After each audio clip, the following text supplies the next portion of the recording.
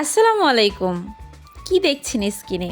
Birthday cake, তাই তো? হ্যাঁ, আজকে খুব সহজ উপায়ে কেক বেস হতে ক্রিম রেডি এবং কেকের ডেকোরেশন হতে সব কিছু আজকে এক ভিডিওতে দেখাবো। এবং যারা নতুন রাঁধুনি আছেন, আমি বিশ্বাস করি এই একটা ভিডিও দেখলেই আপনারা প্রপারভাবে বার্থডে কেক তৈরি করতে পারবেন। তো চলুন শুরু করা যাক।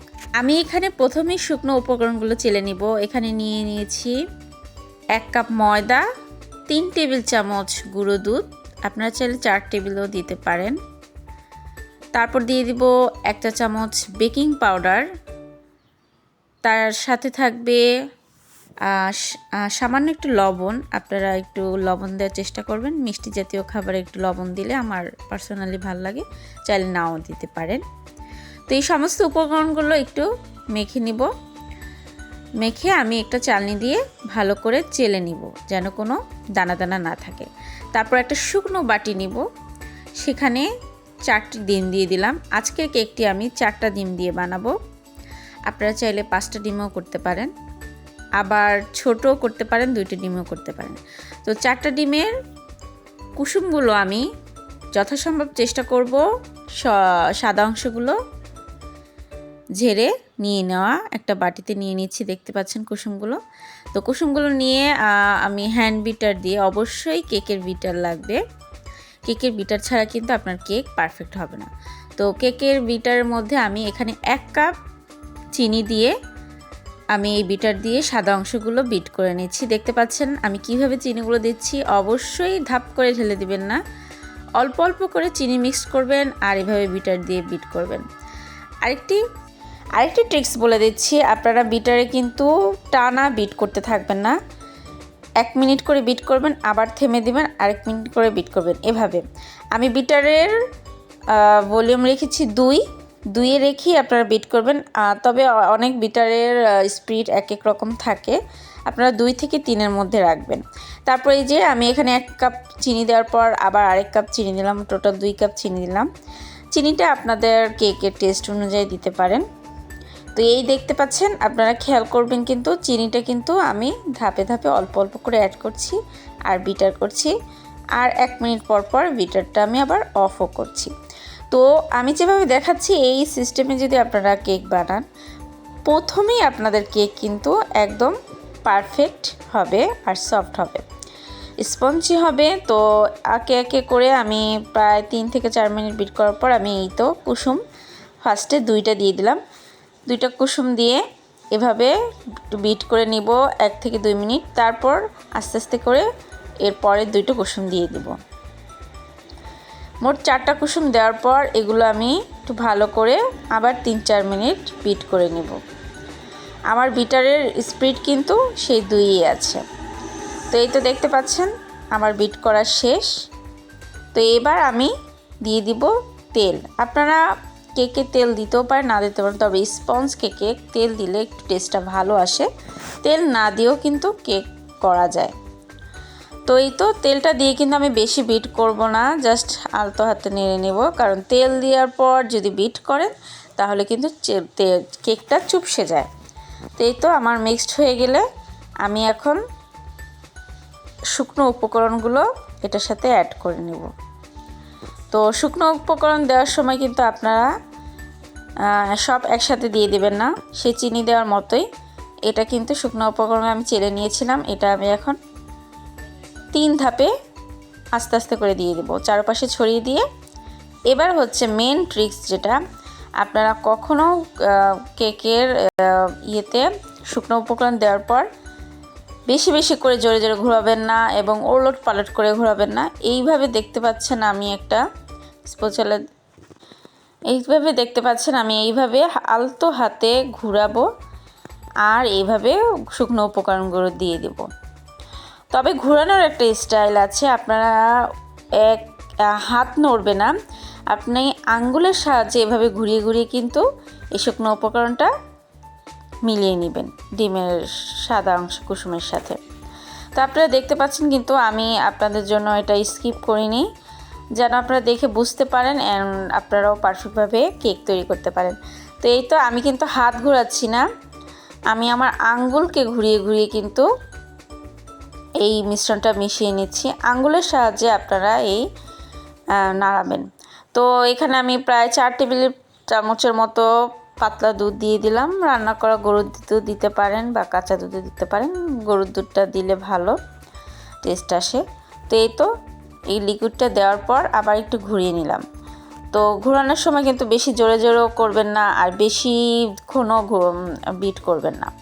তো তারপরে আমি এই যে কেকের মোল্ড নিয়ে নিলাম, সেখানে একটা পেপার বিছিয়ে দিলাম। এখানে আরেকটা ট্রিক্স, সেটা হচ্ছে কেকের চারপাশে আপনি তেল দিবেন না, জাস্ট এই পেপারটার নিচে তেল দিবেন। চারপাশে কেকের তেল দিলেও কিন্তু তেল ব্রাশ করলেও কিন্তু কেকটা চুপসে যায়। তো এই তো আমি এবার কেকের মিশ্রণটা ঢেলে দিলাম মোল্ডের মধ্যে। এই তো আপনারা দেখতে পাচ্ছেন মিশ্রণটা কেমন হবে, বেশি পাতলাও হবে না আবার বেশি ঘনও হবে না।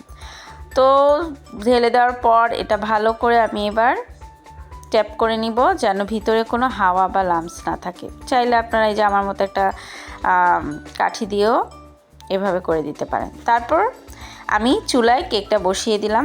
চুলায় কিভাবে কেক তৈরি করা যায় সেটার একটা ভিডিও আপনাদের জন্য অবশ্যই তৈরি করে দেবো। এই ভিডিওটা অনেক লং হয়ে যাবে, তাই দিলাম না। তারপর একটা শুকনো বাটি নেবেন, অবশ্যই শুকনো বাটি ক্রিম তৈরিতে। তারপরে এখানে প্রায় আমি 300 ml মতো ক্রিম দিয়ে দিলাম। আপনারা আপনাদের কেকের সাইজ অনুযায়ী ক্রিম নেবেন। ক্রিম অনেকে অনেক বেশি পছন্দ করে, অনেকে কম পছন্দ করে, আমার কাছে মিডিয়াম ভালো লাগে। তো এই তো স্পিড কিন্তু আমার 2ই আছে। ক্রিমটা দিয়ে আমি স্পিড করতে থাকলাম। অবশ্যই স্পিডটা 1 মিনিট পর পর অফ রাখবেন, না হলে কিন্তু আপনার বিটারটা নষ্ট হয়ে যেতে পারে। বিটারটা গরম হয়ে যায়, একটা বাজে স্মেল আসে, পোড়া গন্ধ। তো এটা বিট করার পর আমিও একটা স্কিপ করিনি, আপনারা দেখতে থাকুন। তো এখানে আপনারা চাইলে আপনারা চিনি ইউজ করতে পারেন। যেহেতু আমি চিনি কম খাই, তাই আমি আর ক্রিমের মধ্যে চিনি দিলাম না। আর আমাদের ইতালিতে এই ক্রিমটা এমনিও অনেক মিষ্টি হয়, তাই আর কেকের মিষ্টিটাই আমি রেখেছি। তো এতে দেখতে পাচ্ছেন বিট করতে করতে 3 থেকে 4 মিনিট পরেই দেখবেন আপনার হয়তো বা ক্রিমটা এরকম আস্তে আস্তে ঘন হয়ে আসতে থাকবে। আপনাদের ক্রিম অনুযায়ী হয়তো বা একটু দেরি হতে পারে, কিন্তু আপনারা হতাশ হবেন না।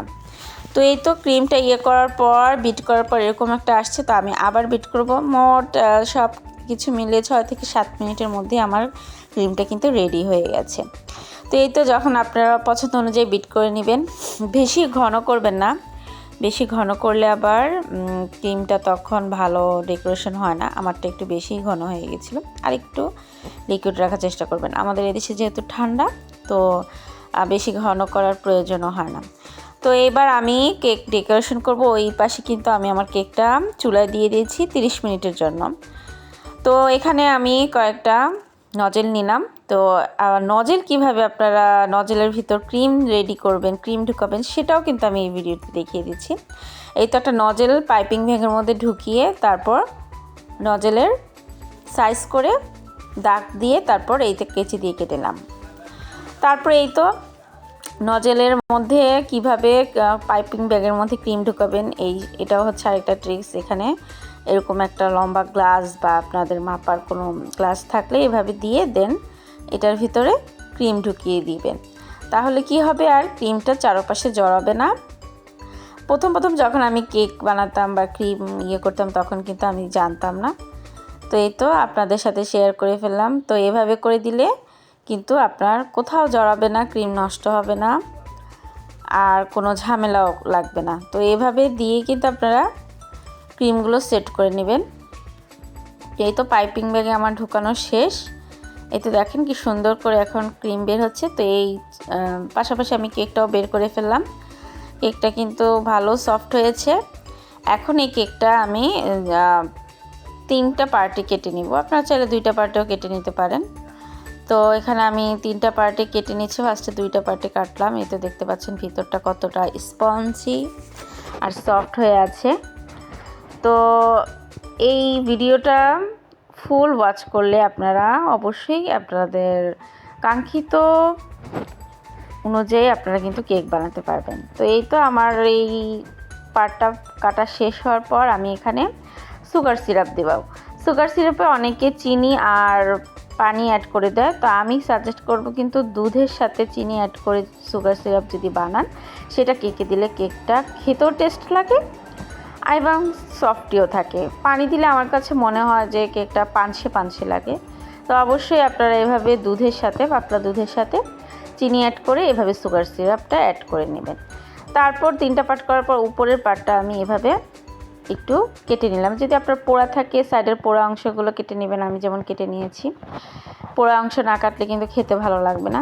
তারপরে যে আমি ক্রিম দিয়ে ভালো করে চারপাশে দিয়ে দিলাম, সেটা আর দেখালাম না, ভিডিওটা বড় হয়ে যাবে। তারপরে এখানে আমি বানাবো আজকে স্ট্রবেরি কেক। তো আমি ভিতরে স্ট্রবেরি স্লাইস করে কেটে দিয়েছি জাস্ট ডেকোরেশনের জন্য। অ্যাকচুয়ালি স্ট্রবেরি কেক না, এটা স্পঞ্জ কেক।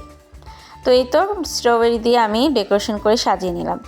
তো আশা করি ভিডিওটি আপনাদের ভালো লাগলে অবশ্যই আমার চ্যানেলটি সাবস্ক্রাইব, লাইক, কমেন্ট করে আসবেন। আর অবশ্যই আমাকে জানাবেন, আপনারা বাসায় ট্রাই করবেন। দেখা হবে নেক্সট কোনো ভিডিওতে। সে পর্যন্ত সবাই ভালো থাকবেন। আল্লাহ হাফেজ। আর হ্যাঁ, আমি বিশ্বাস করি আপনারা যদি এই কেকের রেসিপিটি ফলো করেন, আমি গ্যারান্টি দিয়ে বলছি আপনাদের কেক কিন্তু বাজারের দোকানের মতো সফট আর স্পঞ্জি হবে, প্রপার বার্থডে কেক হবে। Thank you.